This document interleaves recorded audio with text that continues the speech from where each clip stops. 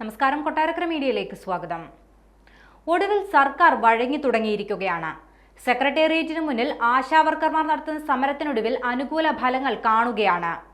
ആശാവർക്കർമാർക്ക് honorarium നൽകുന്നതിനുള്ള 10 മാനദണ്ഡങ്ങൾ സർക്കാർ പിൻവലിച്ചു. ഓണറേറിയം നൽകുന്നതിന് ഏർപ്പെടുത്തിയിരുന്ന 5 മാനദണ്ഡങ്ങളാണ് ഇപ്പോൾ പിൻവലിച്ചിരിക്കുന്നത്. 10 മാനദണ്ഡങ്ങളിൽ 5 എണ്ണം നേരത്തെ പിൻവലിച്ചിരുന്നു. ആരോഗ്യമന്ത്രി വീണ ജോർജുമായി നടത്തിയ ചർച്ചയിൽ ഓണറേറിയം ലഭിക്കാനുള്ള നിർദ്ദേശങ്ങൾ പിൻവലിക്കുമെന്ന് ഉറപ്പ് നൽകിയിരുന്നു. അതിനിടെ ആശമാർ സമരം ശക്തമാക്കിയതോടെയാണ് മാനദണ്ഡങ്ങൾ പിൻവലിച്ച് സർക്കാർ ഇപ്പോൾ ഉത്തരവിറക്കിയിരിക്കുന്നത്. നിലവിൽ പ്രതിമാസം 7000 രൂപയാണ് ആശമാർക്ക് ഓണറേറിയമായി ലഭിക്കുന്നത്.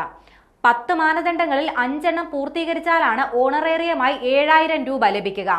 യോഗങ്ങളിൽ പങ്കെടുക്കാതിരുന്നാൽ പോലും ഓണറേറിയത്തിൽ നിന്ന് തുക പിടിക്കുന്ന തരത്തിലുള്ള കടുത്ത മാനദണ്ഡങ്ങളായിരുന്നു നേരത്തെ ഉണ്ടായിരുന്നത്. എന്നാൽ ഇനി മുതൽ ഓണറേറിയം ലഭിക്കാൻ മാനദണ്ഡങ്ങൾ ഉണ്ടായിരിക്കില്ല. ഒപ്പം തന്നെ ഭവന സന്ദർശനത്തിനും മറ്റു പ്രവർത്തനങ്ങൾക്കുമായി പ്രതിമാസം നൽകി വരുന്ന ഫിക്സഡ് ഇൻസെന്റീവായ 3000 അനുവദിക്കുന്നതിനുള്ള മാനദണ്ഡങ്ങളിലും സർക്കാർ ഭേദഗതി വരുത്തി ഉത്തരവിറക്കിയിട്ടുണ്ട്. അതേസമയം ആശാവർക്കർമാർ സെക്രട്ടേറിയറ്റിന് മുന്നിൽ നടത്തുന്ന സമരം 36 ദിവസങ്ങളിലേക്ക് കടന്നിരിക്കുകയാണ്. സമരം കൂടുതൽ ശക്തമാക്കുന്നതിന്റെ ഭാഗമായി സെക്രട്ടേറിയറ്റ് വളയൽ സമരം നടക്കുകയാണ്. ഓണറേറിയം നൽകുന്നതിനുള്ള മാനദണ്ഡങ്ങൾ പിൻവലിച്ച സർക്കാർ തീരുമാനം സമരത്തിന്റെ വിജയമാണെന്നും എന്നാൽ ഓണറേറിയം വർദ്ധിപ്പിക്കാതെ സമരം അവസാനിപ്പിക്കില്ലെന്നുമാണ് ആശാവർക്കർമാരുടെ നിലപാട്. ഓണറേറിയം വർദ്ധിപ്പിക്കുക, വിരമിക്കൽ ആനുകൂല്യം നൽകുക തുടങ്ങിയ പ്രധാന ആവശ്യങ്ങളാണ് ആശാവർക്കർമാർ ഉന്നയിക്കുന്നത്.